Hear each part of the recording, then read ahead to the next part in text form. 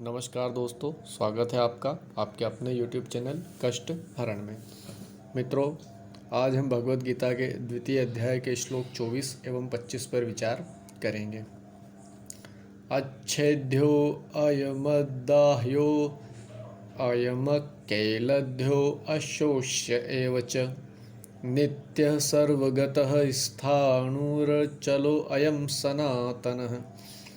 यह आत्मा अखंडित है तथा अघुलनशील है। इसे न तो जलाया जा सकता है, न ही सुखाया जा सकता है। यह शाश्वत, सर्वव्यापी, अविकारी, स्थिर तथा सदैव एक सा रहने वाला है। तात्पर्य: अणु आत्मा के इतने सारे गुण यही सिद्ध करते हैं कि आत्मा पूर्ण आत्मा का अणु अंश है और बिना किसी परिवर्तन के निरंतर उसी तरह बना रहता है। इस प्रसंग में अद्वैतवाद को व्यवहृत करना कठिन है, क्योंकि अणु आत्मा कभी भी परम आत्मा के साथ मिलकर एक नहीं हो सकता। भौतिक कल्मश से मुक्त होकर अणु आत्मा भगवान के तेज की किरणों के आध्यात्मिक स्फुलिंग बनकर रहना चाह सकता है, किंतु बुद्धिमान जीव तो भगवान की संगति करने के लिए वैकुंठ लोक में प्रवेश करता है। सर्वगत शब्द महत्वपूर्ण है, क्योंकि इसमें कोई संशय नहीं है कि जीव भगवान की समग्र सृष्टि में फैले हुए हैं। वे जल, थल, वायु, पृथ्वी के भीतर तथा अग्नि के भीतर भी रहते हैं। जो यह मानते हैं कि वे अग्नि में स्वाहा हो जाते हैं, वह ठीक नहीं है, क्योंकि यहाँ कहा गया है कि आत्मा को अग्नि द्वारा जलाया नहीं जा सकता। अतः इसमें संदेह नहीं है कि सूर्यलोक में भी उपयुक्त प्राणी निवास करते हैं।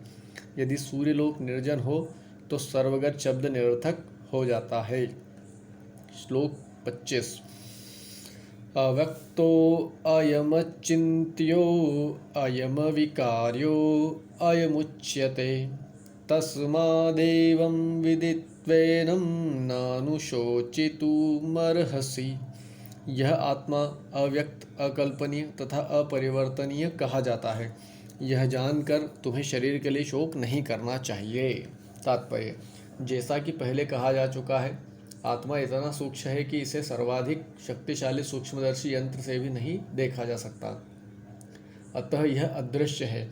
जहाँ तक आत्मा के अस्तित्व का संबंध है, श्रुति के प्रमाण के अतिरिक्त अन्य किसी प्रयोग द्वारा इसके अस्तित्व को सिद्ध नहीं किया जा सकता।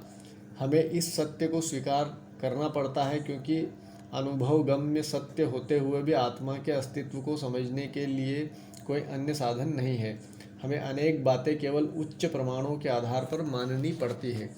कोई भी अपनी माता के आधार पर अपने पिता के अस्तित्व को अस्वीकार नहीं कर सकता।